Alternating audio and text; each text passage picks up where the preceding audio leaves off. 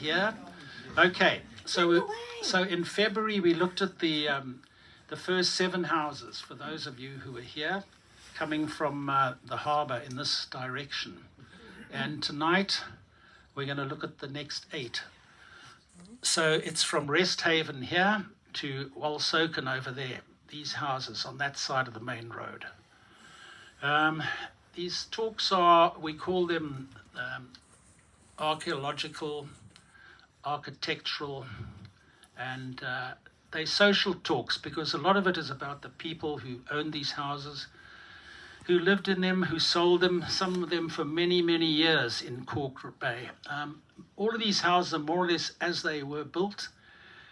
In the last few months, several of them have changed hands and in the process of restoration, which is wonderful. Okay, next one. So, okay, the people who weren't here in February, this is an earth, a very old earth, 1848. Sebastian van Rienen was given this land or a grant or whatever it was. I never found out exactly how these plots changed hands, but I suspect there might have been some, let's say, money changing hands. I'll leave it at that. Be that as it may, we can see that there was a small building on the land early in 1848. It's likely that it's been built in 1830s by Van Rienen, making it one of the very early houses of Kalk Bay. In 1833, Van Rienen had asked the acting governor of the Cape to kindly grant him a piece of land so that he could build a small house. This was for his, quote, wife, who were being in the habit at different periods of the year to use the sea baths for the benefit of her health. The governor agreed to this on the only condition was that if he asked to remove the house, he had to remove it. So I can imagine, very hot summer in Constantia, you're on your wine farm up there and loading up your ox wagons and sheep and cattle and whatever you needed for a few weeks down at the coast and trundling down to Kalk Bay. It must have been fantastic. It's hard to imagine. No traffic. About 100 people in the whole area. No shops. The sea alive with fish. So to go back to this earth plan, about 15 years after Van Rienen got permission, he was granted the whole earth, and it was a very big earth. 2 years after he got the grant, as was often the case, the grantee sold. There didn't seem to be any restriction. So he sold it to Francis Pinney, who we talked about a lot in the first talk. He paid £55 for it, about 193,000 rand today. Pinney in turn sold or transferred it 5 years later to Mrs. Catherine Ann Balston, who was his mother-in-law. So I dealt with this family extensively in part 1, so I'm not going to repeat it. But the only thing to bear in mind when looking at tonight's properties is that after Pinney and Balston died, their estates held onto nearly all of this land for many, many years. I'm talking about 30 years. All of the extensive remaining properties from both estates came on the market virtually on the same day in 1897. The rationale for this may have been that there was much greater interest in Kalk Bay at the time. Many speculators and wealthy people were buying up land to speculate or to build themselves a seaside cottage to escape the heat and pollution of Cape Town and Wynberg. The railway had come to Kalk Bay in 1883 and pushed through to Simonstown. A municipality had been established and with it improved services, especially water. So it would make this strip of open land much more valuable. So as we go along this strip, I'll refer to an 1897 sale. And it means that particular plot was sold from the Pinney or Balston estate in 1897. As I said, the whole lot was sold in 1897. So this earth starts tonight's talk. It was divided in 3. One was the house Rest Haven at Rest Haven was built there, 179 Main Road, and on one section, and a new Liscard rose in the place of the small shack that we see here. Right, Kate. This is a tenant survey of 1885 to 1889, and I'm using it just to show how little there wasn't, if you know what I mean. So over there, was by the sea right over there. There was nothing else along here except Martin's Cottage, which is where Walsoken stands now. The rest of it was open land. But the interesting thing is there's no sign of Liscard, which are definitely built by this time. And there is a story which I've never been able to really get to the bottom of, that Liscard burnt down. And it's possible that it had burnt down when this plan was drawn up, this survey. So anyway, it gives a good idea of how many plots there were, how big they were, and how little there was actually around at the time. Okay, so our story tonight starts with Resthaven, 179 Main Road. Thank you, Kate. And I've put this wonderful drone shot from Vaughan de Villiers, because these are all the houses we'll talk about. There we start with Resthaven and we work our way along. The Dinghy, the Ark, Sea Spray, Trunane, Brixton and Walsoken. Okay, so they were built at different times. No, it's fine. But they little changed externally. Okay, right. This is the crop of a 1900 City of Cape Town or council map that was drawn. And 3 years after the last one, you can see 3 houses have already been built. There's Bailey's Cottage at this end. So things were starting to change in a very short time. The Brixton and Walsoken at this end, they rest on a structure that was probably built in the 1850s, but we'll get to that. Right, Kate? Right, here we have Resthaven, number 179, Main Road. This is a recent picture. I took all these pictures from the road. They're a little bit pointless because they're all security fences, but if you happen to be passing along there, that's the site you'll see. Right, there we go. That's a drone shot, shows the whole house, also by Vaughan de Villiers. And just as a matter of interest, you'll see a French flag flying in the garden here. And it's probably when France were losing again to the Springboks in the World Cup. But I won't say any more about it. Okay, next. So here's the big earth, the Mother Earth that was subdivided, as we can see. 90028 passed through several hands, many of whose stories were told in the February talk.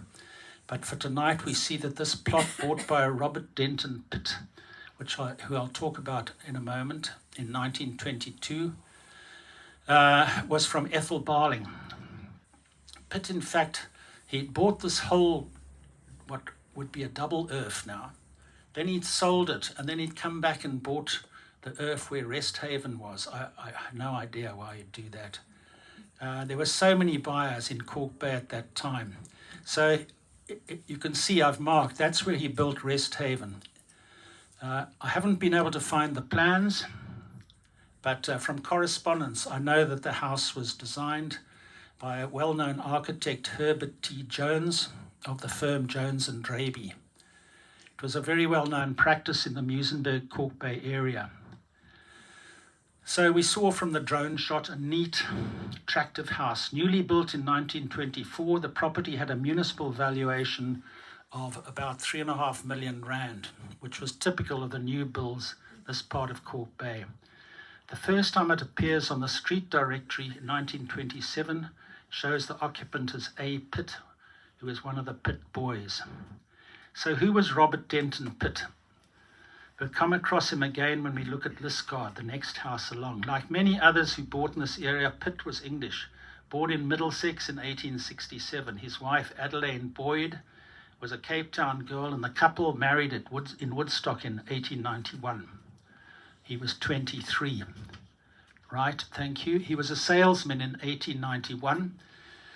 And it's almost certain that he worked for this enormous company, Brown Lawrence. They had branches all over. This is their place in Barrack Street. But they had branches all over the Cape, including in Muizenberg and at Millwood in Kalk Bay. So the years rolled on. 6 sons were born. By the time Pitt bought the land to build Liscard, the couple had done well. Through hard work, diligence, and loyalty, Robert Pitt had risen to be wholesale manager at Brown Lawrence when he bought the land to build Resthaven, 1922. Perhaps he was looking ahead to his retirement in about 10 years' time. Where better to retire than on the rocks at Kalk Bay? Sadly, things didn't go as planned. Robert's wife, Adelaide, died at Resthaven, aged 57, 5 years after the house was built. And she had a very complex estate, still being sorted out 15 years later. One of the reasons it was complicated was that Robert was an executor, and he died unexpectedly in his office in 1930, so 3 years after his wife, and probably 2 years before his retirement. This is a theme which you'll pick up. I wouldn't live along that stretch. The main asset of his estate was Resthaven, which was valued at 4 million rand, transferred into his sons' names. 4 million in today's currency. Yeah, in today's money. All the rands I quote are today's rands. I've used an inflation calculator, and I've converted at a rate of 23.5 to the pound. Okay, the next one, Kate. The one matter that the Pitts and several other property owners on this strip had to deal with was the right to lease land between the property and the main road. This plan shows the properties and encroachments involved. I can't quite see the names here. I know one of them's Pitt, but anyway, those are 3 houses along there. Leases were given by the city at a cost of £1 per annum. And most of them are still in effect today. When the Pitt brothers sold the house in 1934, the lease of the strip was transferred to the new owner, Johannes Smuts de Villiers, and it has remained with his family until today, 90 years later. Right. This is Smuts de Villiers and his wife, Marion Florence. She was known as Turry.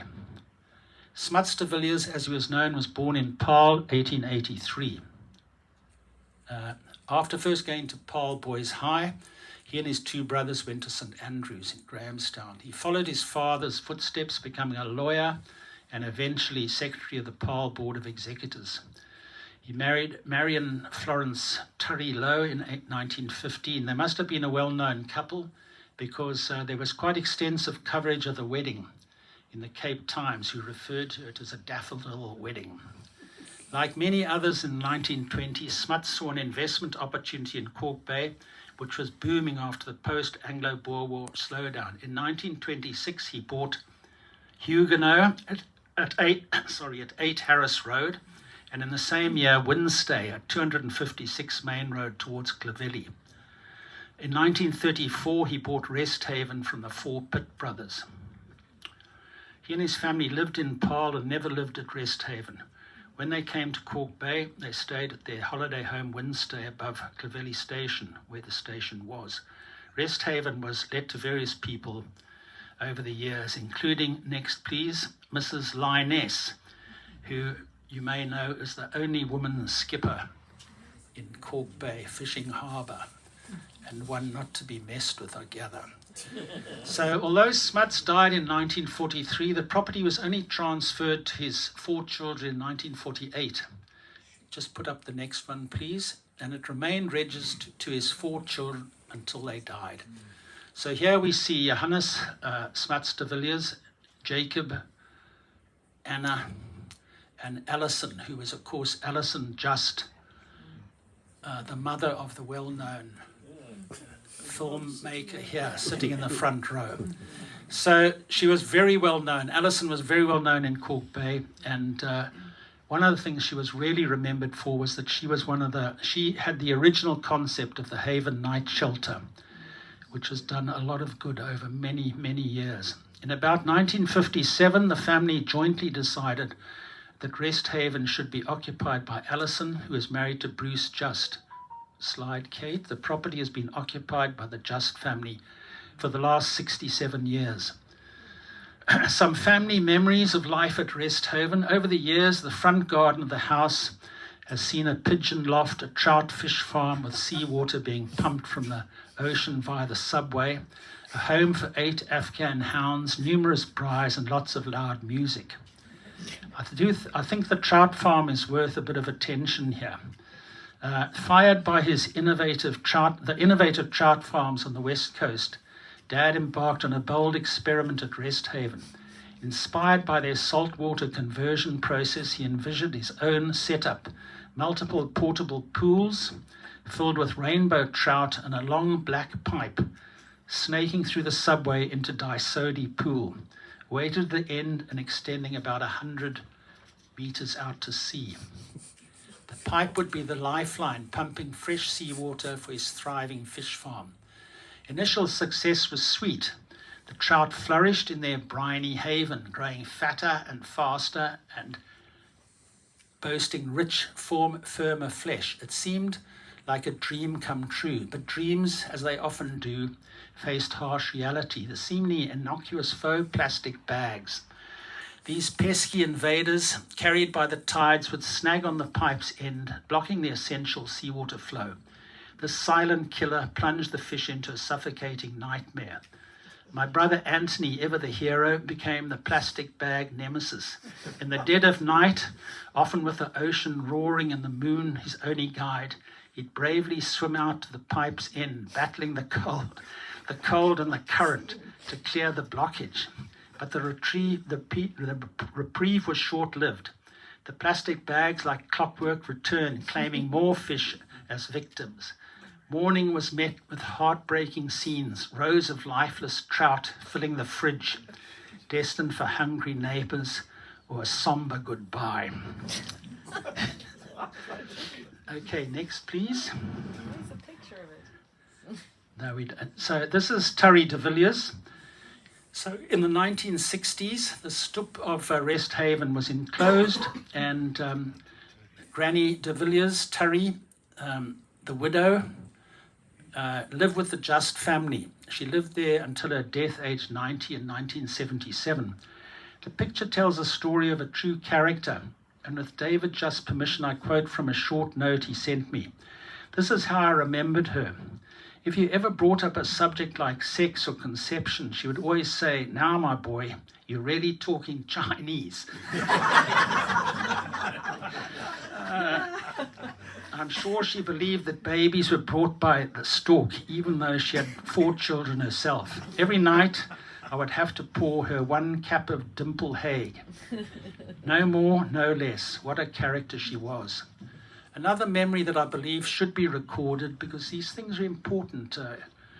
As life was, it's changed so much so fast. The greengrocer used to arrive outside our house in a pickup truck, stacked full of fruit and vegetables, and my mother would either go to the truck, or the driver or one of the assistants would bring a selection to the house or come to the house and take an order, then return with the goods. His name was Gellant, and all the neighbors would gather at his truck, usually on a Tuesday. In those days, our milk was also delivered to the door by Cron's Dairy. At one stage, one had to put coupons in the milk bottles to indicate how many quarts you wanted. So, very sociable. You can imagine, going out into the street, there all your neighbors, chit-chat. Wonderful. Resthaven is... over the cauliflower. Yes, exactly. Resthaven is currently in the process of being transferred to the 3 Just sons. Please, Kate, David, Anthony, and Howard. There they are in descending order. Right, moving on. Liscard at 181 Main Road. Next one. So we saw it from the main road, and here we see it from the drone shot. Right. Like many along here, it's got its back to the main wall, protected by a security wall, and this wall has actually been replaced since I took that photograph. From the drone picture, we have a good idea of this beautiful and historic house. Its facade little changed since 1902. It was called Liscard from at least that time. Liscard's a part of Wallasey, across the Mersey River from Liverpool. I don't know what the connection is to this house. Okay, next.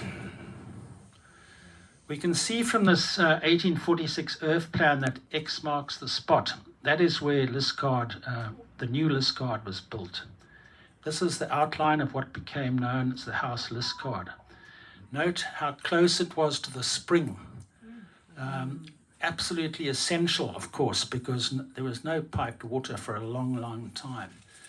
It was a critically important resource, and you can see a servitude was left between the two lots so that people traveling on the main road could come down and water their cattle or whatever, fill up with water. Right. This is a rare early shot, cropped from a much bigger one. Probably taken in about 1895, before it may or may not have burnt down. And it was at that time in the estate of Catherine Ann Balston. It was still part of her estate, but the rebuilt house might have been used by descendants or let out by the executors.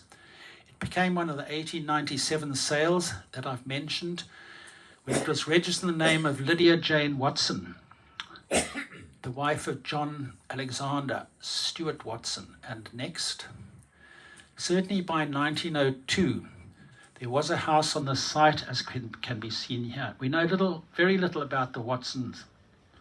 He was born in Macau.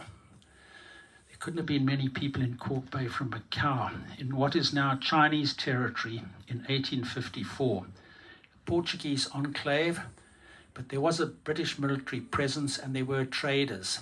The only thing I found out about Mr. Watson was that he was a merchant, shipping agent, so very much like a lot of the other investors in this part of Kalk Bay. They came to the Cape. Next slide. They had this fantastic plan drawn by a well-known architect in 1902.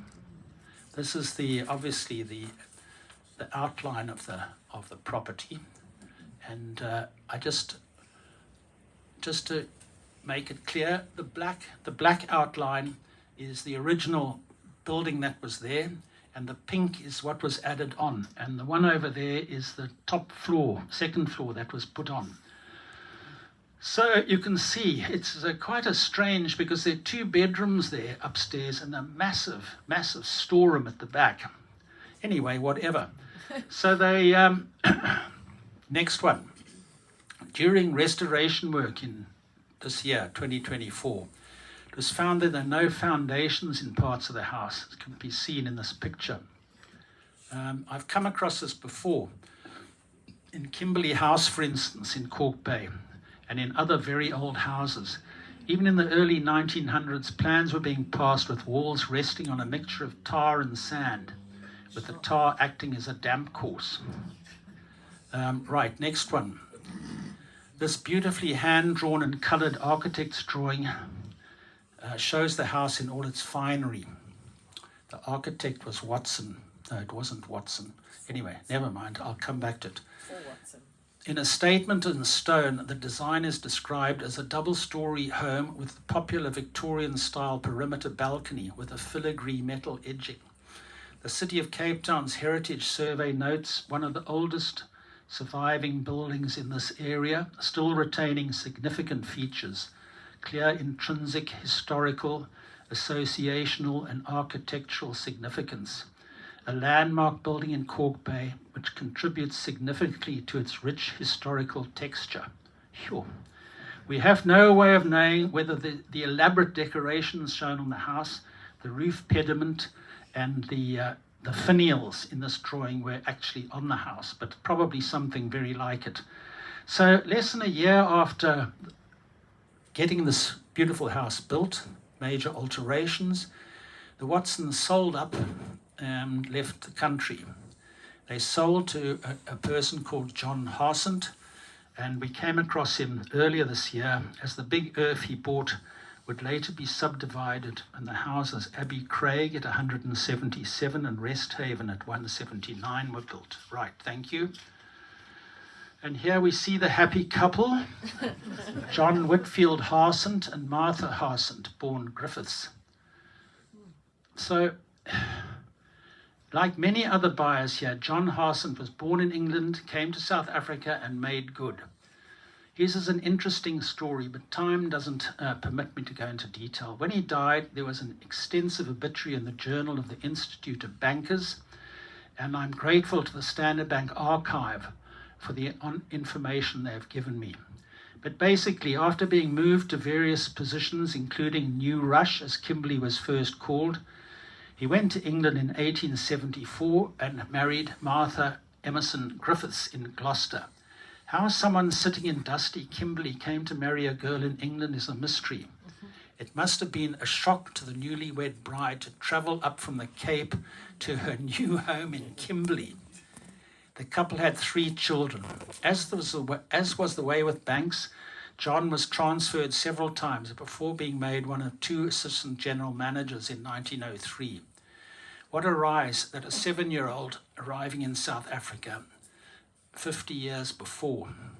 It was this same year that he bought the large earth and the house Liscard. No doubt it was an investment and probably a seaside holiday and fishing destination with his retirement approaching.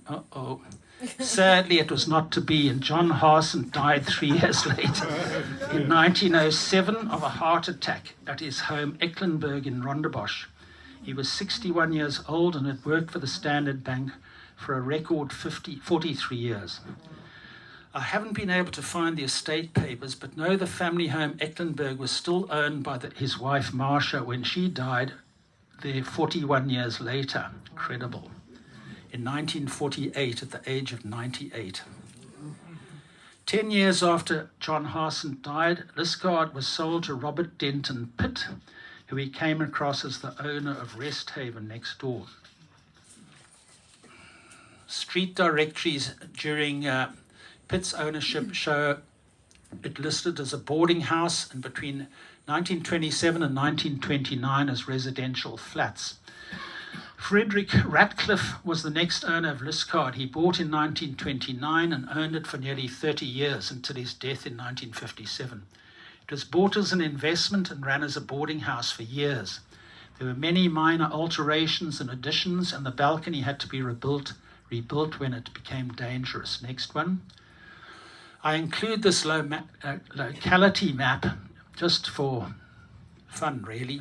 It's a 1940, and it's attached to the lease documents for the land going to the main road. But what I like about it, it's like Google Maps of its time. If you look at it, see there's the house and wonderful, the detail the trouble they went to. Right, Kate, next. So I'm using this slide again because it shows the original layout of both floors in 1903. By the time Ratcliffe had the boarding house up and running, there were 4 downstairs bedrooms and 8 upstairs.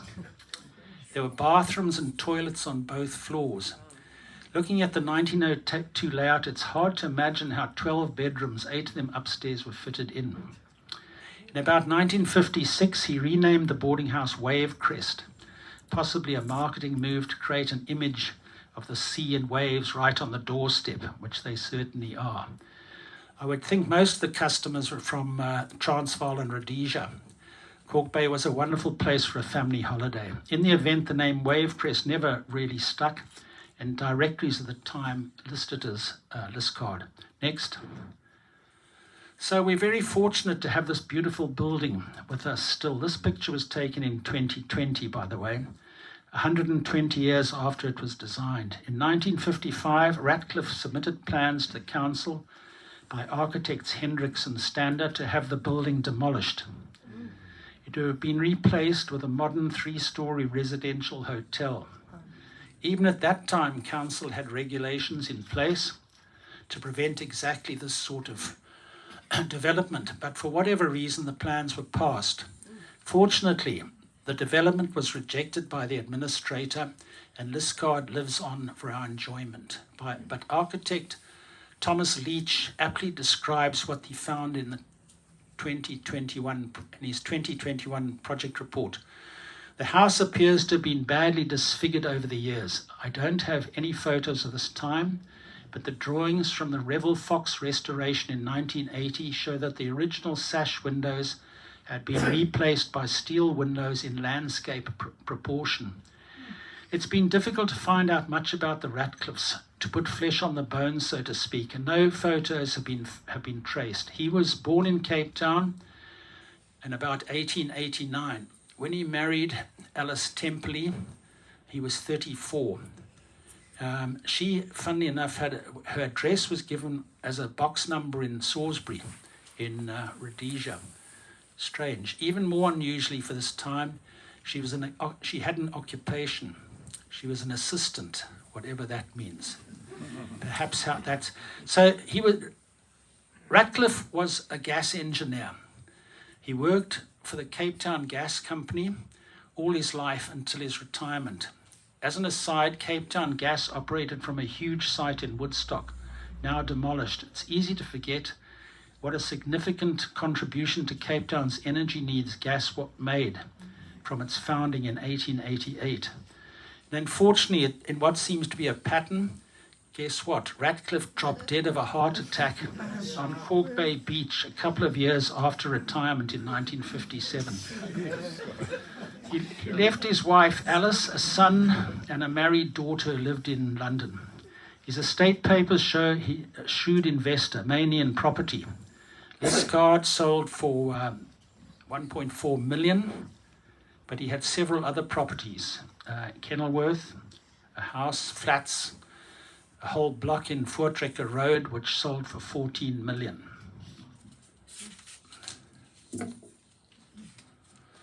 Right, next. This is the next owner, Neville Muter, seen here with his mother, Ella. He was born in Kalk Bay in 1935 when the family lived in Rouville Road. I've got the following brief personal information about Neville. Neville moved in with his mother and partner, Avi van Niekerk. They were good neighbours and we got on with them. Avi had a very good job as an accountant and I think was well respected. Neville had various jobs over the years, including captaining the Iona at one stage. Mrs. Muter, Neville's mother, was very sweet and got on with everyone. I think she sold the house and put the money into Wave Crest, sold her house. When they sold in 1974 to Mrs. Finger, they moved into Constantia. In the many talks I've given on many parts of Kalk Bay, I restrict research and the history that flows from it to about 1970. There are several reasons for this, but in this case, the next owner of Liscard, I had to bend the rule. Kate. It's difficult to know where to begin and end on the subject of Dr. Johannes Phil du Plessis. There are many here who knew him for years and saw the many different facets of him. He was described in one article as a Renaissance man, and this is probably the most accurate description. Medical doctor, avant-garde Afrikaans poet, author of several books, talented violinist, the list goes on and on.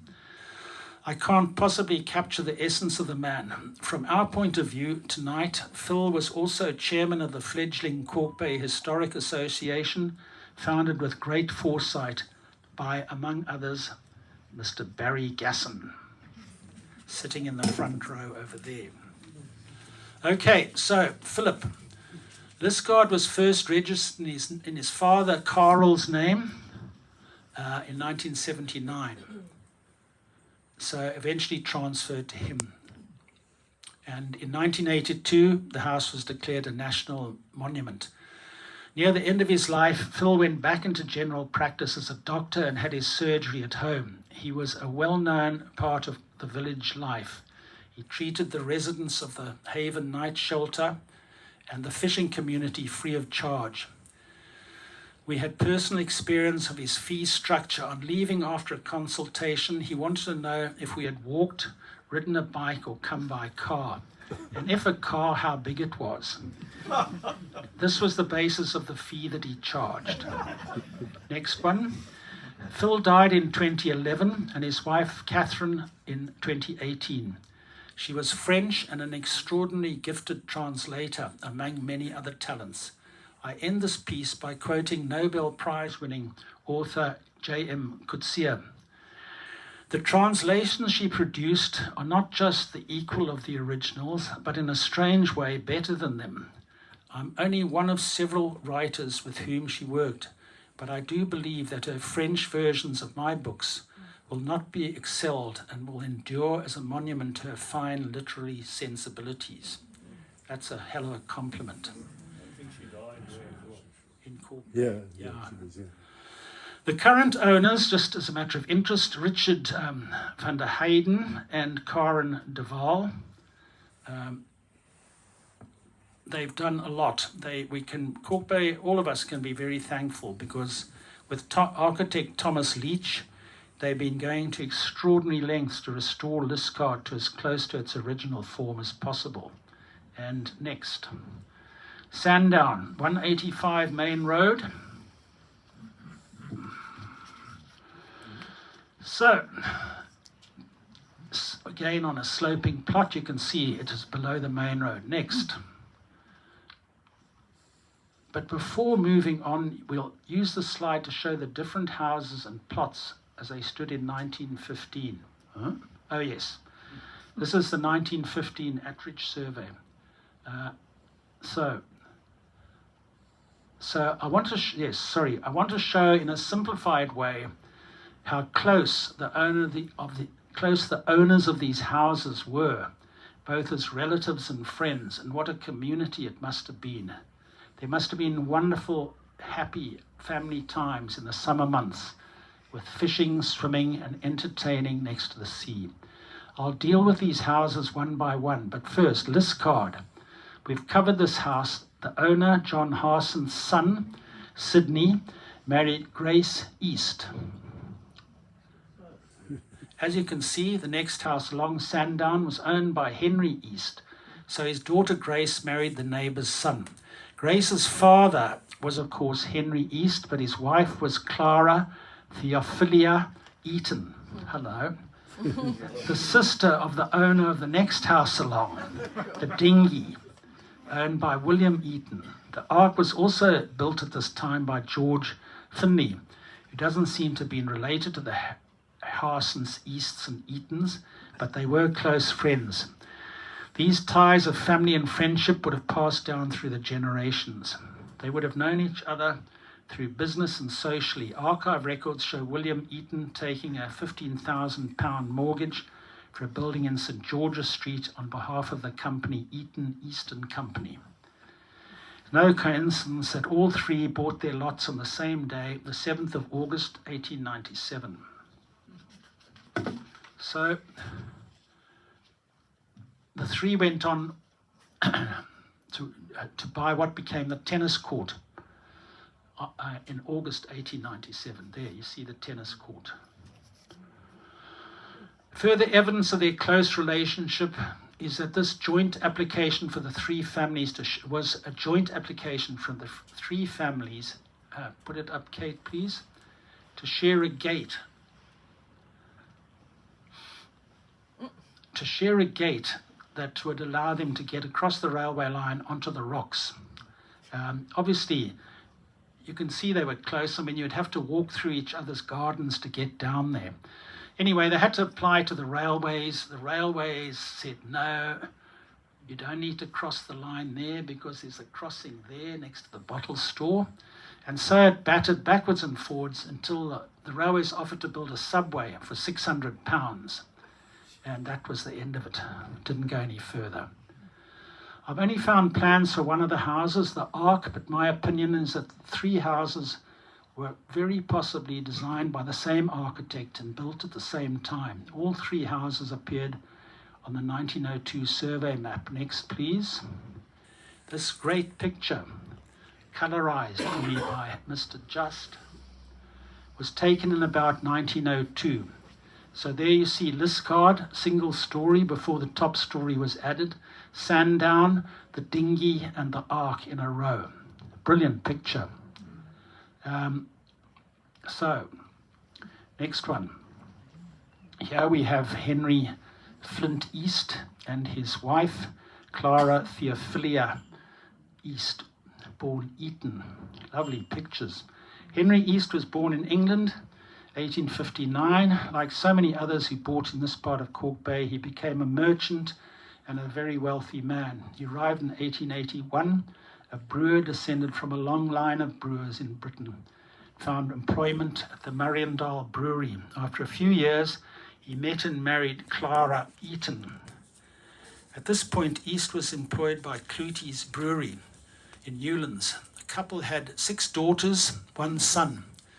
After joining his father-in-law in business, that was a company called Eaton and Robbins in Rondebosch, the family moved to the magnificent Sans Souci in Newlands.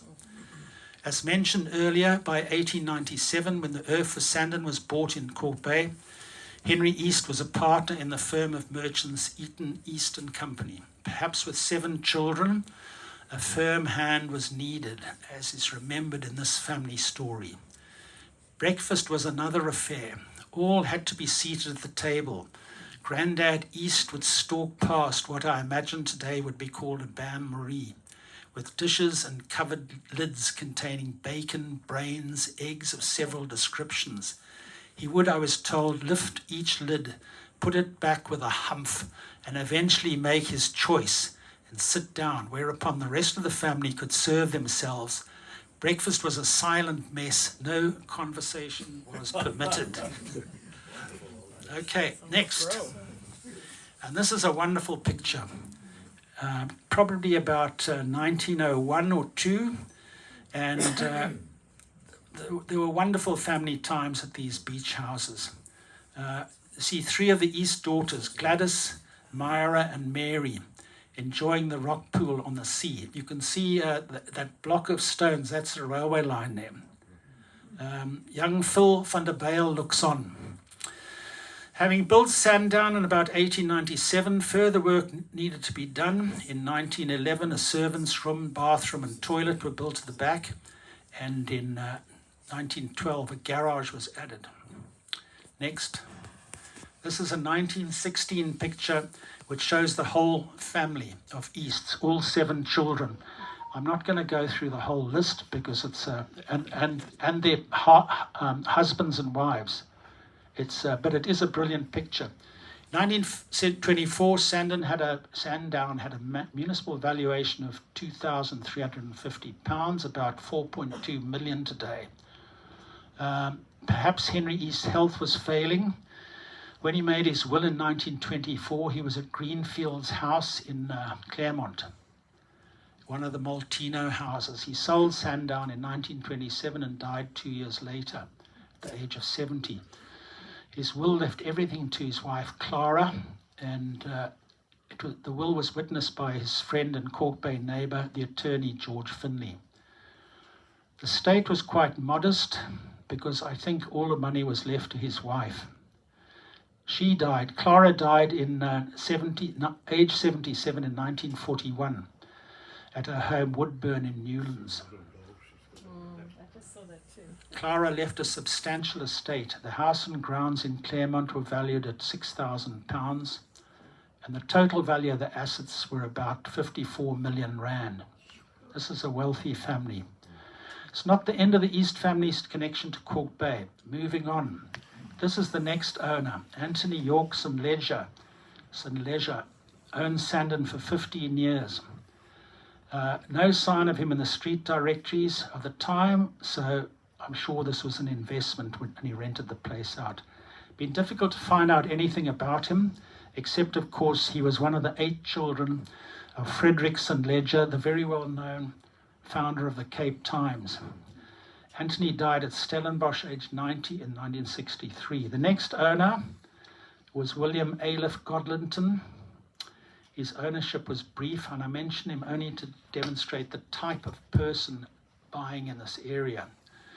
Godlinton was a lawyer, one of the family of the law firm Seifert, Godlinton and Lowe. In 1944, keeping it in the family, Godlinton sold to his nephew, Clifford John Salmon. He was a successful importer and exporter. This was the first step in several changes of ownership within the Salmon family over the next few years. So a year after buying it, Clifford sold it to his father, Headley Salmon. We know something about Salmon, and I like this story. He was born in Pietermaritzburg. By 1944, when he bought Sandown, was a retired assistant general manager with the South African R&H. So another senior professional manager was attracted to this strip of seaside in Kalk Bay. He loved fishing, and where better to be? We're told by his family he enjoyed fishing and was always pleased if the train broke down at Botrivier, so that he had a good excuse to go fishing at Hermanus while checking on the train. You wonder how often that train broke down. He enjoyed Sandown for only 3 years, dying at the house in 1947. The house was bought back from the estate when his son Clifford resumed ownership. Headley left a substantial estate of about 30 million rand, and Sandown was valued at 5 million. In 1950s, Clifford Salmon made several alterations to the house. Among other things, another garage. In 1956, there was a problem with unauthorized building work, and a side wall that had been raised by 8 courses. It's not clear how this was resolved. Sandown had been owned by the Salmon family for nearly 40 years when it was sold out of the estate, Clifford and his wife Kathleen. Next. The new owner was Hetty Finger. Sorry, let me just turn this page over. The house passed through several hands before being bought by Hetty and Morris Finger in 1971 and registered the name of Finbro Furnishers. And so it remains to this day, since 1971. The couple were Lithuanians who were married in Lorenz Marks before going to Johannesburg, where Morris was a very successful businessman. Hetty also owned Liscard next door for a short time. They didn't live in Kalk Bay, but I'm told when Hetty came to Cape Town on holiday, the chauffeur-driven car would be sent on ahead with animals and provisions for the duration of the stay. Their daughter was the very well-known Linda Given Goodman, the founder of the world-renowned Goodman Gallery, and known as South Africa's First Lady of Art and the Grande Dame of the South African art world. At the time of writing, this Sandown was undergoing extensive restoration under Dr. Philip Traub and his wife Lee, who was the granddaughter of Hetty Finger. Right, next. So there I just showed 2 pictures. What it looked like in 1901, about 1901, and what it looked like from the railway line in 2024. It doesn't look too good because that horrible wall facing the railway, but it has been very nicely done. Okay, there's the dinghy, 191 Main Road, and next, there it is from the seaside. Lovely place, lovely looking house. Introduce us to the next house, the dinghy at 191 Main Road. Like the other houses, it's lower than the main road, and very little can be seen of it. The original stone walls have been added to for security reasons. Next. Here we see it clearly from the seaside. Oh, sorry, go back, Kate, I'm jumping ahead. I was told it was given this name, the dinghy, attached to the bigger ark next door. This picture of the dinghy was taken in 2023, and the house is probably externally not much changed from when it was built 100 years ago. Next.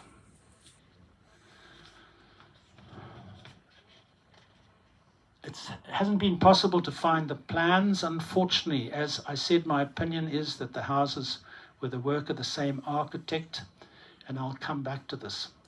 5 years after the plots were bought, we can see that the 3 houses have been built. No doubt the families were thoroughly enjoying the sea, the fishing, and the spending time together in large family groups in those simple, far-off times. Next.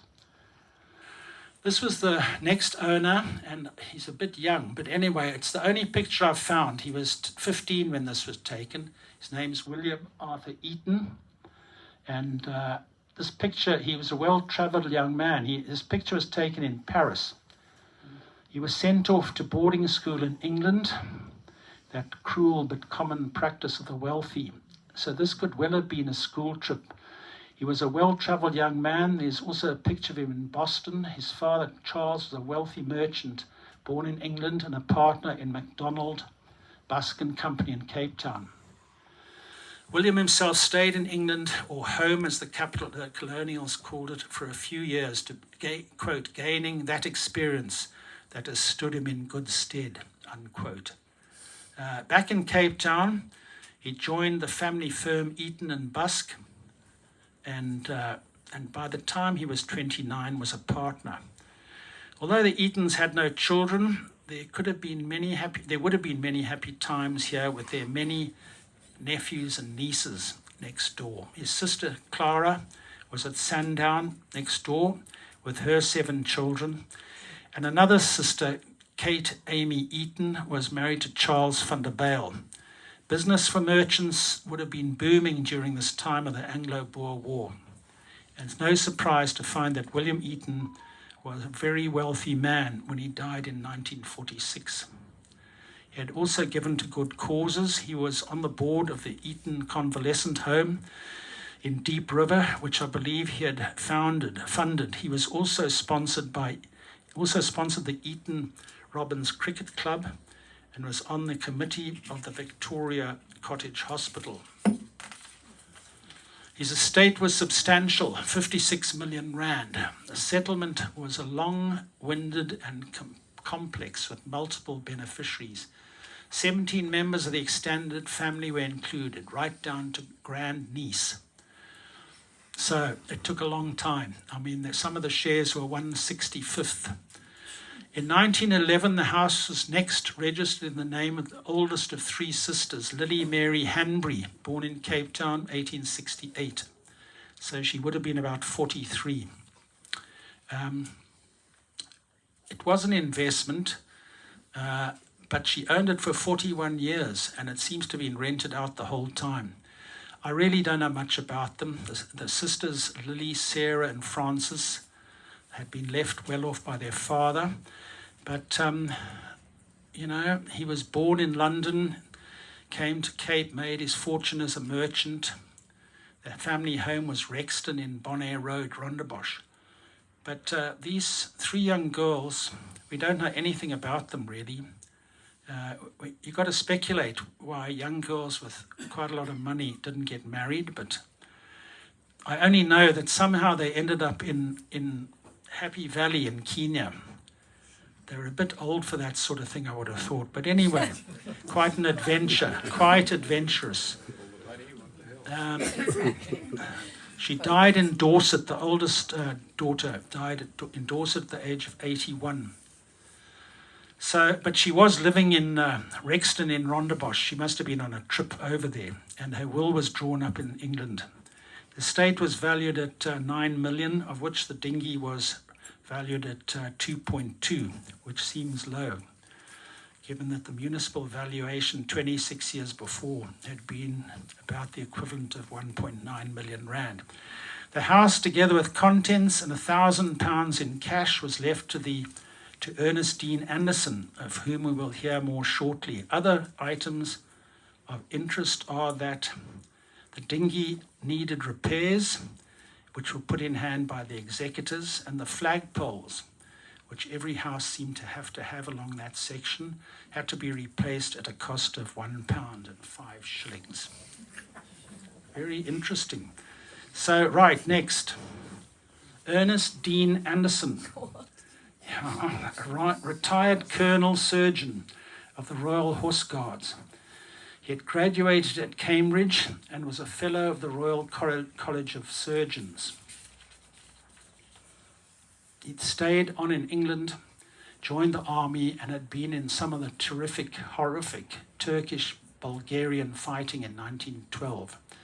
His connection to Kalk Bay was that he was the oldest child of Tom Anderson and his wife Maria Maltino. And you may know, or you may not know, the Andersons were very well known in Kalk Bay and had been for years. Tom Anderson owned the seaside house Quarterdeck and a lot of the land that became to form the Quarterdeck estate. He's very well known.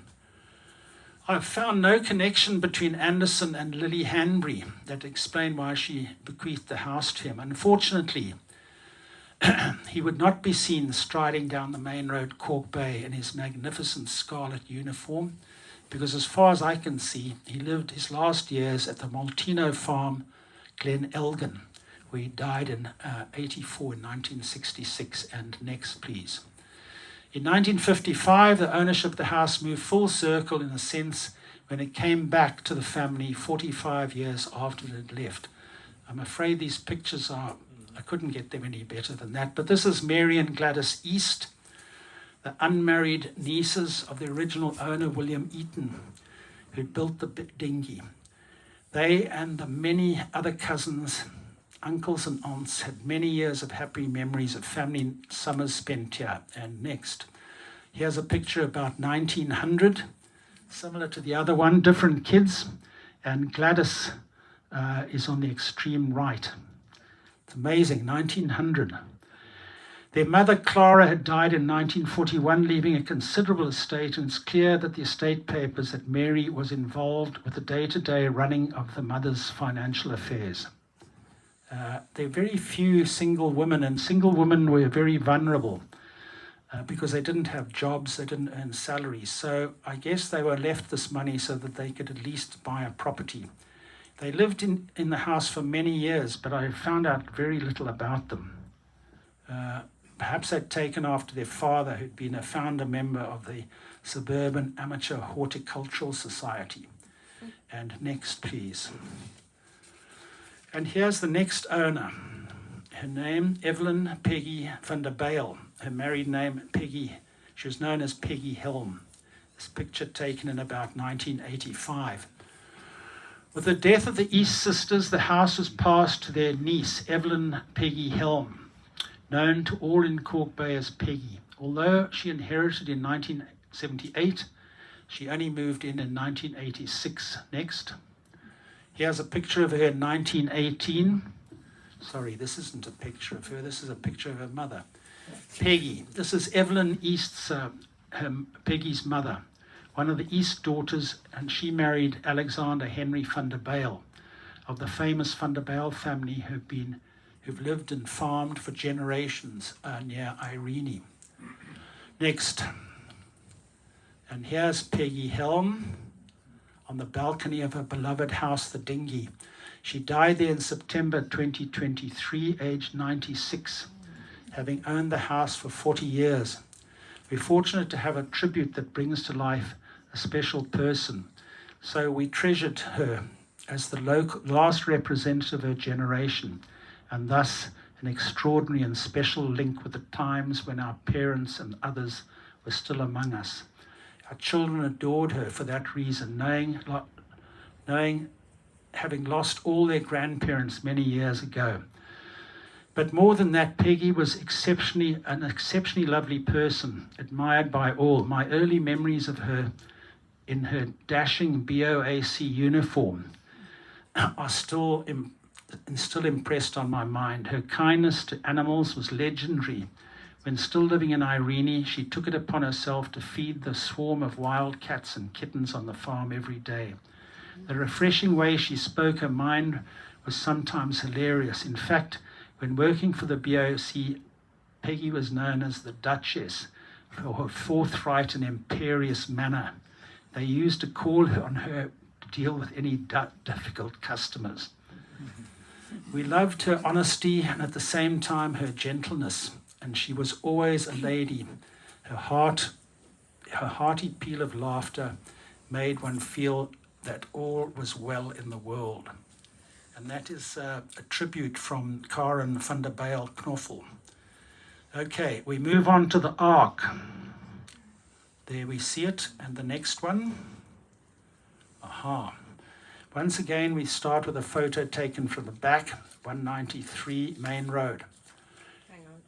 Huh? You've got him. Yeah. Okay, you can go back. In 1846, the land was granted to Olaf John Truter. Sorry, I'm having a bit of trouble with the light here. No. Go back. There.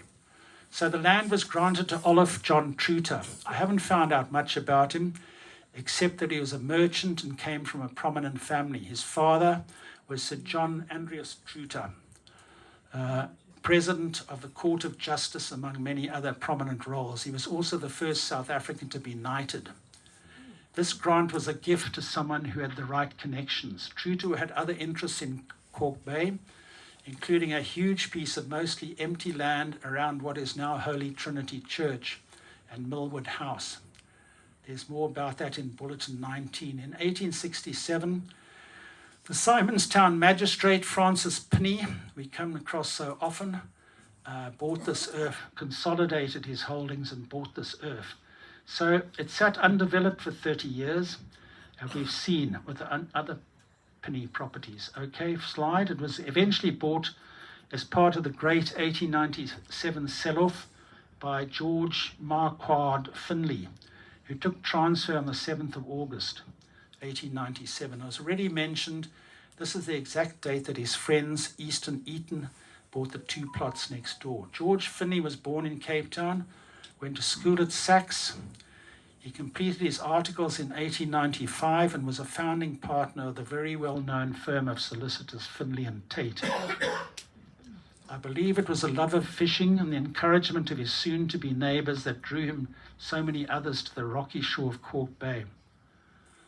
His entry in Men of the Times in 1916 says that he was a disciple of Isaac Walton, who lived from 1593 to 1683, the famous author and biographer whose life work was his book, The Complete Angler. So George had another link to Kalk Bay, as his wife Amelia was the daughter of the major merchant Pierce Ryan, who we come across earlier. Another of his daughters had married Edwin White, who probably built Carmen at 171 Main Road. So a small and tight-knit world. In 1916, George Finlay held the record for the biggest fish caught in South Africa on rod and line. This was a gigantic cobbleo caught at Kalk Bay and weighing 104 pounds, 47 kilos. I bet there was a party when that one came in. Of course, he was related to our own Derek Stewart Finlay, whose father Gerald was second cousin to the Finlay boys. Okay, next. The Ark was built in 1897. The architect Thomas Henry Hitchin, a well-known and prolific architect who designed buildings all over South Africa. And next. Now, I just put this on for interest. I don't want to keep going on about, I think the architects may have been the same person, but there are a lot of similarities with these houses, apart from the fact they're built with stone. So they were all built at the same time, I've already said, and certainly the bottom two are very similar in style. Anyway, it's just for interest. Okay. So there's the floor plan of the Ark, which I also show for interest, because it's interesting to see how these holiday houses were laid out. It's clear that it was designed as a seaside house, 4 bedrooms to accommodate family and friends out to Kalk Bay to enjoy the fresh air and fishing. The rooms are compact. The biggest bedroom is 19 square meters. But there's quite a big lounge and dining room and, of course, a room for servants. As mentioned earlier, there's no piped water when the house was built in 1897, so the plan shows an earth closet. Don't ask me for the details.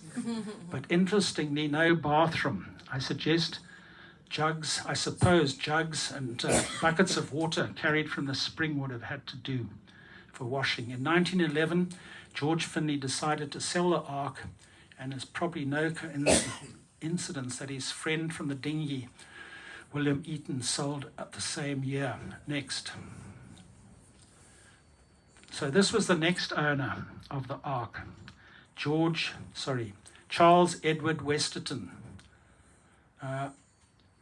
Charles Edward Westerton, his story and background we've become familiar with when looking at this particular series of houses and the wealthy people who came to own them.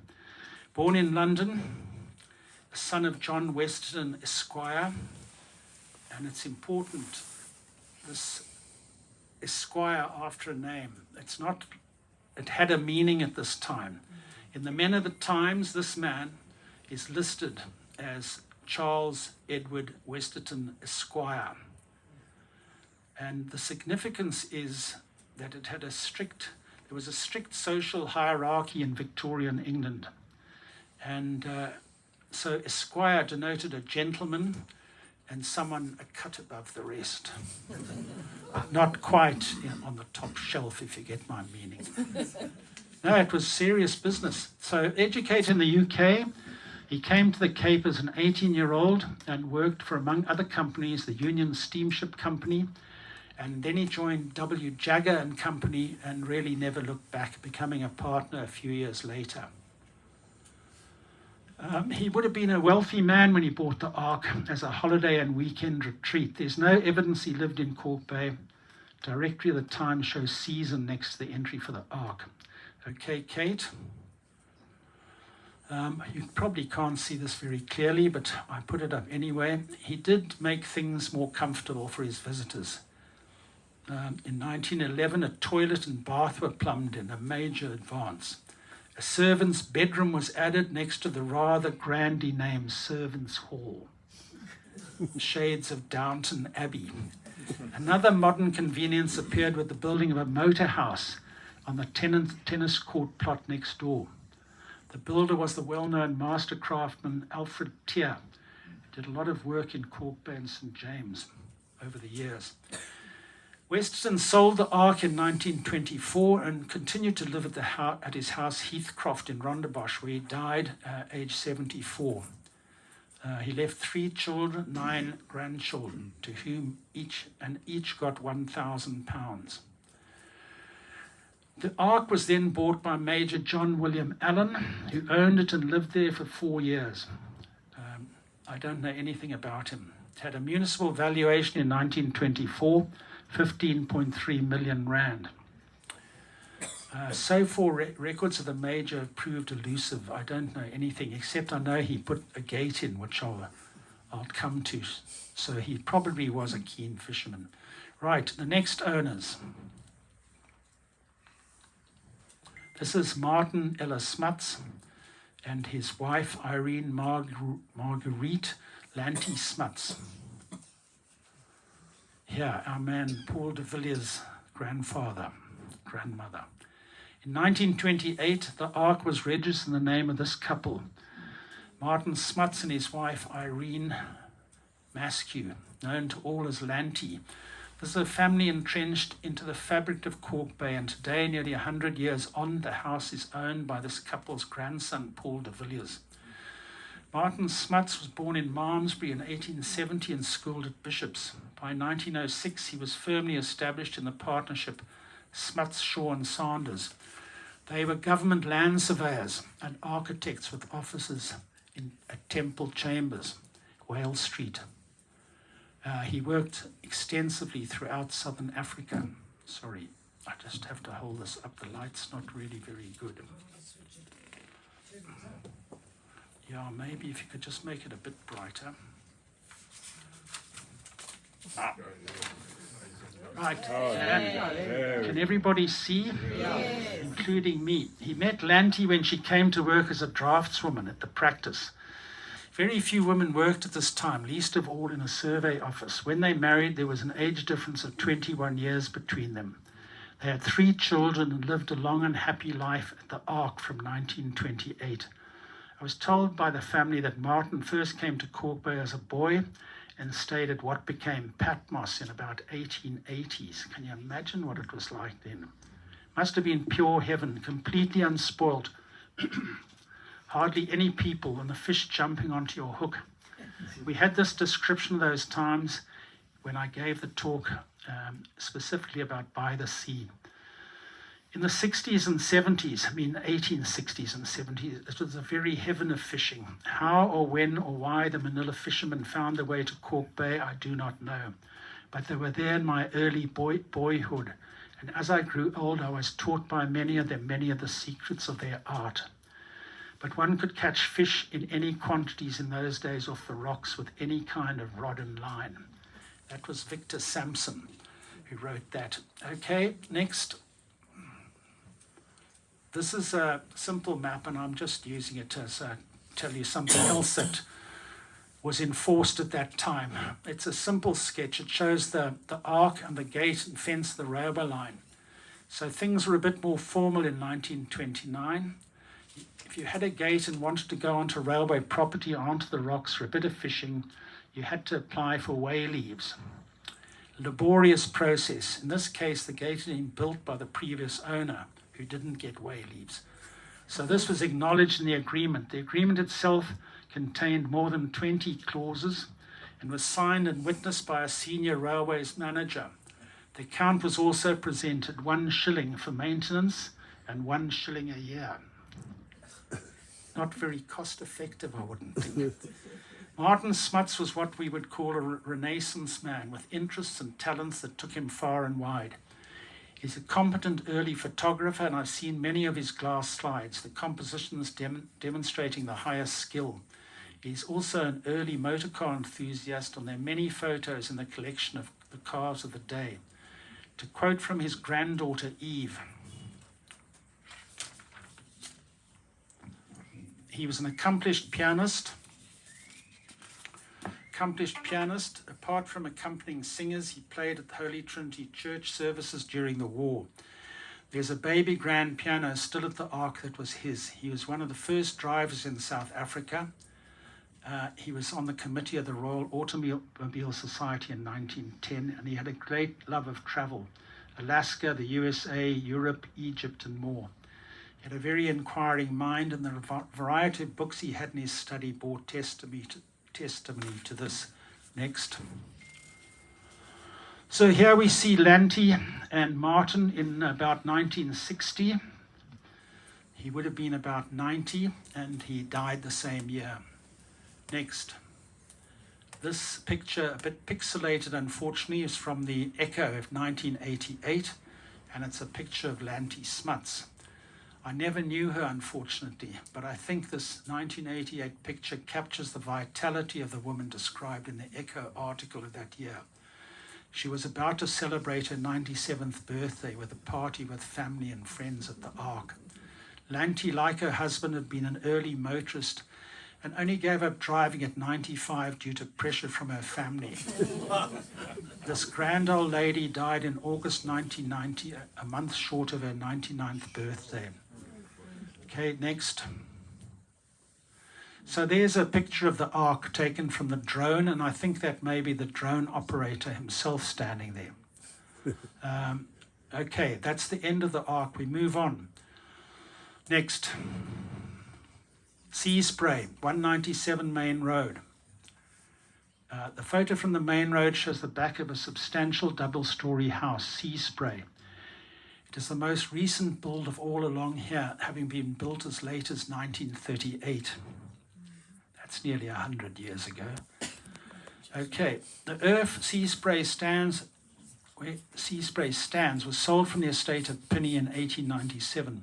It was bought by the close-knit group of owners, George Finley, William Eaton, Henry East.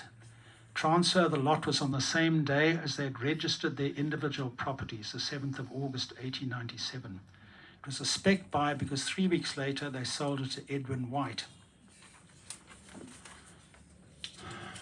He was a Kalk Bay merchant, I mentioned him before. In 1911, the tennis court land was bought by Charles Henry Westerton, who we've seen before, and who owned the Ark, of course. Next. There's the Attridge 1915 survey, clearly showing the tennis court. Westerton was using it as a tennis court, and the small building you see there at the top, that was the garage that he had built there. So it wasn't a very valuable earth. In 1924, and the municipal valuation was only 270,000 rand. Next. He sold the tennis court lot in 1920, a time when there was much buying and selling and speculating in the by now very popular Kalk Bay. The plot passed through a few hands, and in 1921, was bought by the widow Christina Deliana Clutie, born van Warmelo. That same year, she bought the house Rockley at the top of what became Quarry Road. So there you see it this is a 1936 aerial photograph. You can clearly see the tennis court, and that's their holiday house right up the top of Quarry Road. It's interesting to see that in this 1936 picture, although the tennis court can be seen, what became Quarry Road appears as a track. I believe that the Clutie family used Rockley as a holiday house with a tennis court a welcome addition. Of course, all clothes, bedding, food, etc., had to be carried up to Rockley. Quite a climb. Christina Clutie was the daughter of the distinguished van Warmelo family. During the Anglo-Boer War, she and other women in the family had acted as spies and couriers for the Boer cause. She married Hendrik Clutie of the Alphen Clutie family, two powerful families coming together. They had 4 daughters that I know of, all of whom married well. Hendrik Clutie, CMG, companion of the Order of St. Michael and St. George, was a lawyer and also MP for Wynberg.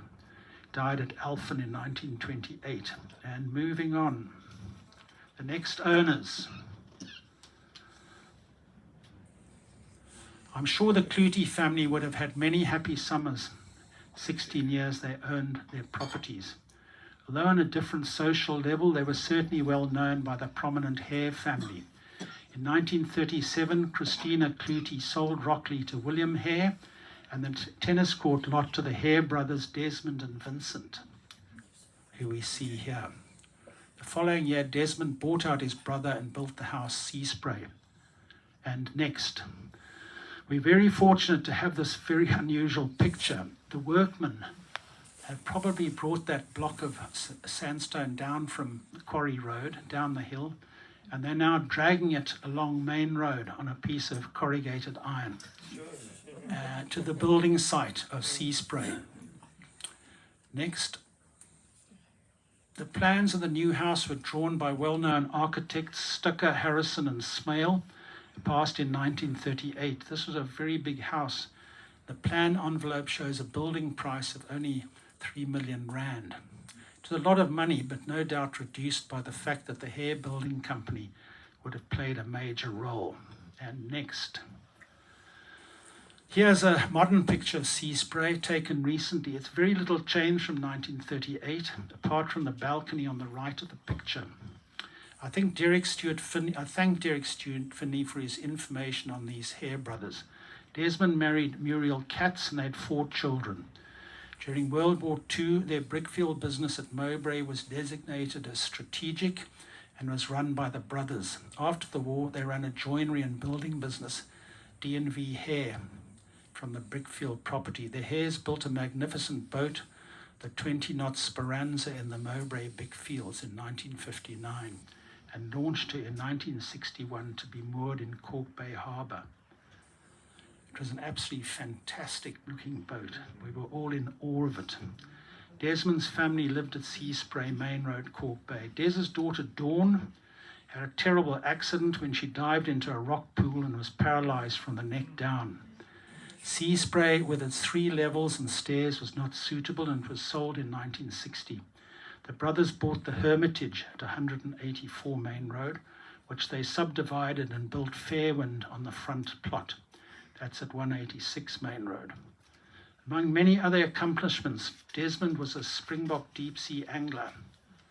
And Derek continues, Vincent married Evelyn Brooke, and they also had 4 children. D&V Hare Construction Company was a substantial developer in the Cape Peninsula, building many houses and projects like Connaught Park, a prominent apartment block in Fishook Forest Hill, on the recontoured brickfield site in Mowbray, and the Town and Country Shopping Centre, the predecessor of the Blue Route Shopping Mall. They also developed and built Forest Hill, a large, huge residential complex on the site of their Mowbray brickfield. And next, here we see the magnificent Speranza at sea. In 1965, the brothers both received medals for bravery when they took Speranza out of the harbour in rough seas to go to the rescue of naval ratings who were drowning when their cutter was capsized by a huge wave off the reef outside the harbour. The Hares, with great skill, manoeuvred in close off the harbour wall. One of the brothers jumped in with a rope to help somebody. It was a real tragedy in which 7 naval ratings and a civilian rescuer drowned. Time doesn't allow details of the owners down the years, but briefly, 1960, Walter Reed of Rex Trueform. 1969, Richard von Witt, General Manager of Standard Bank. 1973, the Honourable Mr. Justice Andrew Bayers, retired Judge President. 1973, the Church of the Province bought the property for the retired Archbishop of Cape Town, the Reverend Selby Taylor. And moving on, we're getting there, guys. How's the time? Right, this is Tournane at 201 Main Road. It's one of the few houses built on the level with the main road. The land was granted to William Thompson, 26th of October, 1854. I've no idea how he got it, but he paid £8, 5 shillings. About 27,000 rand. He sold it 3 years later to Joseph McHardy for £20. So he made a big profit. McHardy is the only buyer in this stretch who doesn't fit the mold, so to speak.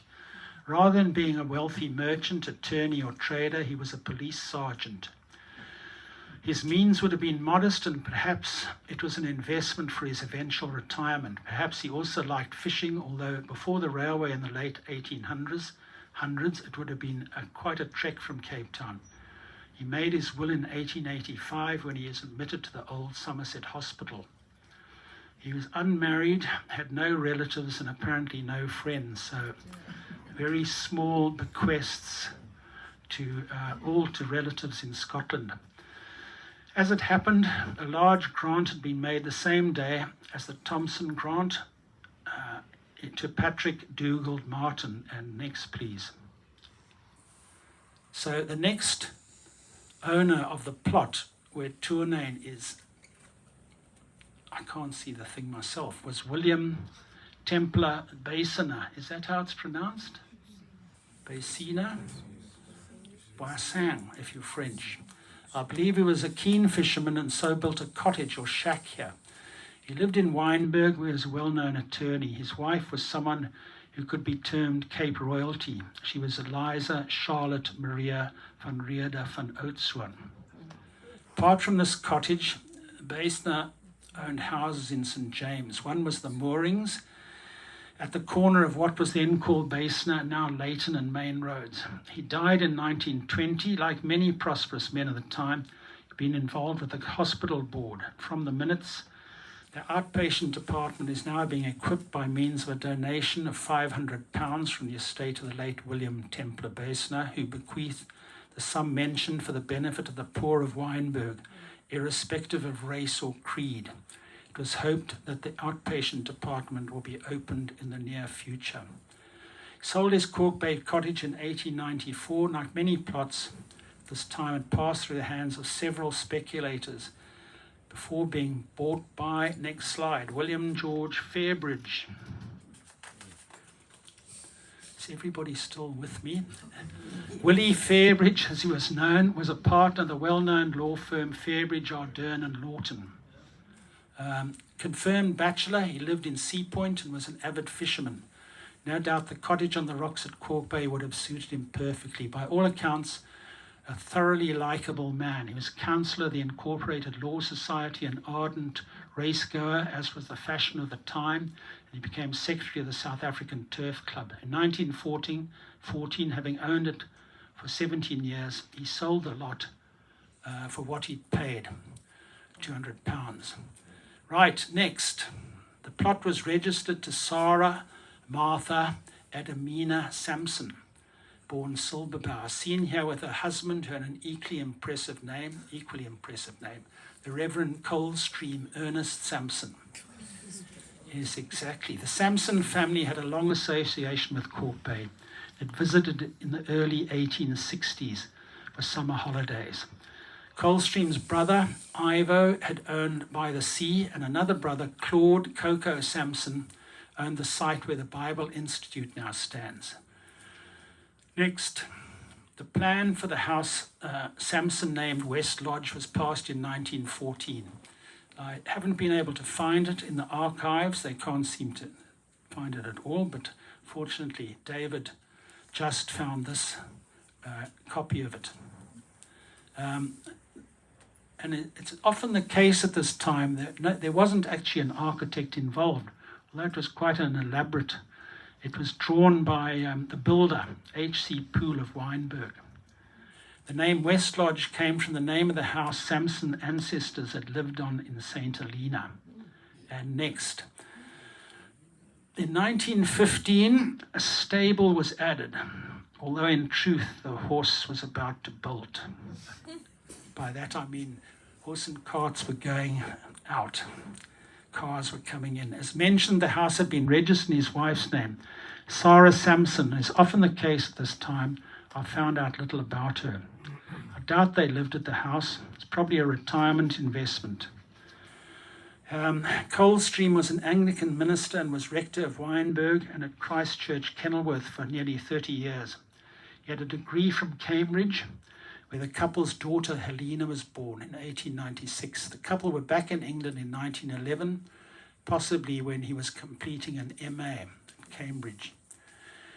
West Lodge, as it was still called, sold in 1927 for 3.9 million rand. And Coldstream died at age 65 in 1936, buried from St. John's, Wynberg. I'm only telling this because as an indication of respect that he was held in. 4 ministers officiated the funeral, one of them being Vernon de Smit of Holy Trinity. Coldstream's wife, Sarah, died in London the following year. Sarah Sampson's mother was a de Smit, and Sarah sold West Lodge to the widow, Martha de Smit. I have no idea if they were related. And Martha named it Tournane, which it's called now, and I have no information as to what that name is or what it means. She was 67 when she bought it, and she lived there for the next 20 years until she died in 1947. 1948, the house was valued at £2,000 in her estate, which was less than what she paid for it 20 years before. Although it was valued at £2,000, it sold for a lot more, about £3,500. The house was sold in 1965 to Catherine Mary Ashley Cooper, born Bennett, for 8,000 rand. Incredible. Mary Ashley Cooper, as she was known, was the wife of the Sampsons' grandson, John Anthony. So in a sense, the house had come home to the Sampson descendants after nearly 40 years. It stayed in the family for another 30 years until 1995, when Catherine Patricia von Riebeck, born Ashley Cooper, who'd inherited the house, sold it for 350,000. I have an anecdote thanks to David Just, Memories of a Youngster. These small snippets helped tell us in a small way something of life many years back. Mary Ashley Cooper, who owned the house, was born Bennett. She used to be a teacher.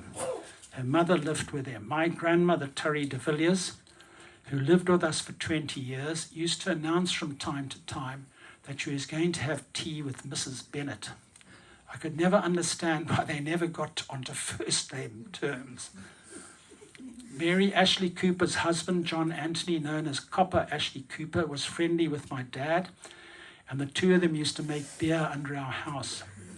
My father always thought that a little extra sugar was needed when bottling, and I'll always remember the day when the beer bottles started exploding under the house. Granny was sitting quietly in her chair above the cellar and thought that another world war had broken out. Okay, now we move on to the last properties. Okay, this is a slide, this is a painting, about 1925 by Tinus de Jong. Very, very nice painting, beautiful painting. So at the end there, the last property, that's Brixton and Walsoken. Here is West Lodge, or Tournane as it's now called. It's maybe a little bit of artistic license, but the buildings are very accurate. The vegetation possibly a bit lush, but these trees here would have been at the end of the southern end of the tennis court, so it's possible. Might have been a windbreak there. So we can see West Lodge and we can see on to Brixton, Walsoken. The brown building right at the end is now a garage, and the small building at the very end may have been an electricity transformer house. Next, please. Comparing the painting to this recent picture, we can see that little has really changed in the last 100 years, apart from the taxi roaring past. No, next picture, Kate. I'm looking. I want to see it again. There's the taxi. Just going to run somebody over at Woolies Pool. Okay, so now we move on. Tinus de Jong, we've done. Main Road, we've done. Right, next slide. This is just for interest, taken from the City of Cape Town map viewer, and I only use it to show what a complicated jigsaw of pieces of land made up Brixton and Walsoken. But I'm not going to go into detail. It's so complicated. I can't actually understand it. Right, Martin's Cottage. Next, please. Yes, this is a very old picture, about 1860. Martin's Cottage, on one of the very early buildings of Kalk Bay, and probably built in about 1855, so 160 years ago. It would have been almost certainly the last building when you left Kalk Bay heading for Fishhook and Simonstown. So it was granted to Patrick Dougal Martin. I won't go into detail about him. He came here as a young man, aged 24. He did very well for himself in Simonstown, and he got this grant, again for reasons which aren't clear. But it served many purposes. He lived here, I'm almost certain, for a time before he moved to Simonstown. But the building was described at various times as an inn, a toll house, and a store, all of which could well have been true. Certainly an inn would have been very welcome. Coming from Cape Town by ox wagon or cart was a long and dusty business. What better place to stop and fortify yourself before tackling the hell of crossing Fishhook Beach? And of course, on the way back, having survived Fishhook Beach, refreshment would be sorely needed. Okay, it was sold to Lambert Johannes Kalane Osmond. I haven't found out a lot about this man Osmond, but he's obviously related to the Kalane family in Kalk Bay. He was a grandson of the ship's carpenter, quote, King John Osmond, who through various means, some of which I won't disclose, ended up owning most of Simonstown before going insolvent. His grandson Johannes may have tried to emulate his grandfather. He bought Martin's Cottage in 1882. The next 3 years took out 5 mortgages. He's listed in 1888 as owning a bottle store, as is his relative, Mrs. Kalane. Now, I know Mrs. Kalane had a bottle store right in the main road of Kalk Bay. But, you know, Kalk Bay at that time, even now, couldn't support 2 bottle stores. I mean, this, if you think about it, this was right out of the village. I mean, this was a long way out of the village. There was nothing in between. We just seen there were no houses. So, you know, nobody's going to walk out here to get their beer and then walk back into the village because they could go to Mrs. Kalane. Anyway, so... Remember, Fishhook was dry. It's true, but there were very few people in Fishhook. It's true, though. Yes, it is true. Anyway, he would only cater for passing trade, and there would be very little of that. With this competition and 10 children, it's no surprise to find him insolvent in 1892, by which time the directors list him as a fish trader. Died in Wynberg in 1902, aged 70. The liquidators of the estate sold the property to professionals in the field of alcohol, the Van Ryn Wine and Spirit Company, who by 1880 had established themselves as the largest liquor company at the Cape. We know them now, of course, as the Van Ryn Distillery, makers of the world's finest brandy. And, right, it seems even professionals like Van Ryn and Company couldn't make the store work. And 10 years after investing, they sold to Harry Fedder, who had plans drawn up in 1903. And next, please. We can see, looking at this plan, it's not that easy to make out because I think it was drawn by somebody, possibly himself.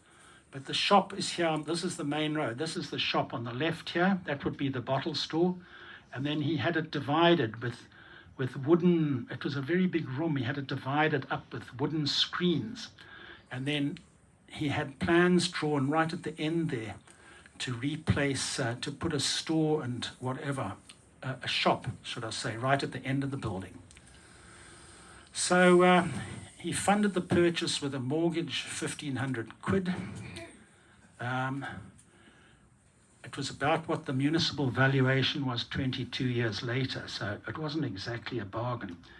I found out very little about Harry Fedder, but believe the family were Polish Jews. Next. The next buyer. Now this is somebody spectacular. Violet Blanche Antoinette Barty. Her maiden name was Gea. It's a German name. Research into Violet tells the story of an extraordinary woman and her life in Kalk Bay. Time doesn't allow me to tell the whole story, but briefly. Violet was the daughter of a prosperous observatory property and bottle store owner, born in Paarl in 1883. I was told by her family that her grandparents were Dutch-German ancestry, and the record shows this. In 1900, age 17, Violet married a carpenter, John William Barty. I can't believe her parents were anything but upset about this. In the 6 years that followed, she had 5 children. Financially, times must have been very difficult, and she had to rely on the support of her parents. In 1903, she mortgaged some land she owned in Wynberg that had been given to her by her father for 300 quid. To try and give Violet some security, Quarry Bottle Store was bought when her youngest child was a babe in arms. A formidable task to try and make a success of a business that had failed repeatedly when a mother of 5 young children. Worse was to come. 1980 divorce papers shows that her husband, William Barty, had left her. He'd simply walked out. She came home and he was gone. He'd also taken 20 quid of hers. He left a trail of debts behind which she was struggling to pay. He couldn't be found, and she got custody of the children, but of course no maintenance. I tell you all of this because it's a story that is part of the very fabric of Kalk Bay. By the time she sold the Quarry Bottle Store in 1915, she was married to a member of the well-known and respected fishing family, George Frank Clarence. And the sale was from his insolvent estate. It was sold to pay back the money owed to Violet's father. So, very briefly, with George Clarence, she had 9 children. No, they were all good. They had 2 boats of their own. They had a house in Gordon Road. No, not Gordon, Godfrey Road, up on the mountain. They still own it. And George Clarence he borrowed a boat to take some trippers out fishing, and it sank off Muizenberg. They were all drowned. She had 8 kids, and she was 6 months pregnant. Anyway, she came back. She must have been amazing. So it was registered then to Johanna Jacoba Wilson in 1915. The city's health inspectors that same year condemned the building as unfit for human habitation. Time had passed it by, and a lot of work needed to be done. It's not surprising Joanna Wilson sold it after a month to Francis Henry Lesueur. He was an architect who designed several houses on Jacob's Ladder and owned one himself. He submitted a dramatic plan for the complete redevelopment of the property in 1915. Thank you. Imagine if that had been built. Fantastic. The plan and another to completely rebuild the back of the building never got off the ground. In 1917, the Sir sold to Eliza Jane Ringham, And as this family owned the property for over 100 years, I'd like to share some pictures in chronological order of the building, showing how it changed. Bear in mind that it had been an inn or bottle store there for at least 60 years. Okay, we're just going to go back. Martin's Cottage. So about 1960. There it is. At some point it was altered. I'm not sure by whom. And next, about 1920. The Ringhams had bought it by then, and that's the family and some of their cousins outside. And next, 1930, Florence Ringham standing on the right, 1930 Pontiac. And you can see the upper floor has now got the columns, and so a lot of money's been spent, I'm almost certain, by the Ringhams. And next, 1965, it's more or less as we know it now. And 2020, here it is as we know it. It's the same building, it's been glassed in. Just go back one, please, Kate. I just wanted to point out in this, because I'm going to talk about it in a minute, the ticky box here on the left. See it? Okay. We remember ticky boxes. Okay, right, just going on, please. And on. So there's the back of the house in about 1930. There are two sets of staircases that led to rooms which are basically underground and apparently a bit damp. And next. And here we see it in a drone shot in 2022. It's been extensively extended. Right, next. Here is a couple. Here is the man and his wife who bought the house. Mark Ringham, he owned a successful jewelry, watchmaking and pawnbroking business, and he had a big building in Plain Street. Eliza Jane Ringham, I don't quite understand it. She was his third wife, and her maiden name was also Ringham. So whether it was a cousin or I don't know, not his daughter, I'm sure. So they married she was 30 years younger than him when they married in 1906. He owned Fern Villa in Rosebank, and 9 years after marrying, they had 4 children, the third of whom, Florence or Florrie, is a main character in the story of Brixton and Woolsoken. It was registered in the name of Eliza Jane Ringham in 1917 and been an investment and a holiday home. The 4 children were aged between 10 and 2, and their home on the rocks must have been heaven. 7 years after buying, Mark Ringham died, aged 79, at Fern Villa. His wife Eliza Jane was by then only 48, and Florrie was 12. Difficult time for the family. He left a substantial estate, about 35 to 40 million rands worth, houses, properties here and there. It was probably at this time, 1924, that Eliza and a young family moved to Kalk Bay permanently, living in the subdivided house Brixton with Woolsoken rented out. So life went on for the Ringham family. There were a lot of children living in this part of Kalk Bay, and there are pictures taken at the house of masses of happy kids on the balcony. And right, next. Here we see Florrie Ringham, aged 17 in 1929. Elegantly dressed, she's to play a leading role in the story of this house. In 1939, aged 27, she married a school teacher, Lancelot Bernard Little, in Plumstead. At that time, the couple were living in Johannesburg, where their first son, Peter, was born. Lancelot Peter Little was baptized by the Bishop of Cape Town, and Peter's grandfather was a well-known Reverend Lancelot William Little, who was the minister at Plumstead for at least 50 years. He's also a curate at Holy Trinity in Kalk Bay at one time. A second son, Mark, was born at Brixton in 1944, baptized at Holy Trinity, and he's still here over there in the corner. Hello, Mark. The family lived at Brixton, and the boys grew up here with their grandmother, sharing the property. Okay? So here, the family, husband and wife, Florrie and her husband, and the two boys, Peter and Mark Little, down on the next to the sea, just near the house. So they were born at a time when the Hare and many other children, Hare families and many other children were born around here, and lifelong bonds were established with them and other families.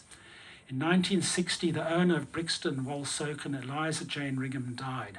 In 1967, the property was transferred to her daughter, Florrie.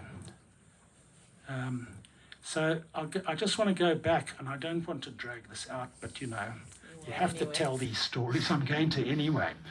So Mark Little told me a story about that phone box. He still remembers the number. Very few people had phones, of course, in their homes, so people living near the phone box would give out the number to friends, businesses, 84239. If Mark heard the phone ringing, he would run down and answer 84239 and ask who the person was calling. Those were the days, truly the days. There's another anecdote I want to tell, told to me by an amateur criminal who's now a very respected member of the community. Anyway, there was a ticky box on the corner of Woolsoken. All the neighbours used to use this phone for overseas calls. When I was young, phone calls from a public booth cost a ticky. A method of getting free calls was to use a long ticky. The long ticky was a piece of wire which you inserted in a hole in the handset. When the other person answered, you earthed the other end of the wire, usually on the metal grill that covered the light. At the point at which you would have inserted the coin, calls were then free. Yes. Okay, Florence Little continued to live in Brixton, and her son Peter lived at Woolsoken, so, you know, next to each other. When Florence died in 2000, Peter bought the entire property, and many of us will remember him well. And last picture, please. This is Peter Little, a very nice person. After his tragic death, the property was sold out of the family in 2019, thus ending 102 years of memories and association with Brixton and Woolsoken. And that, folks, is that.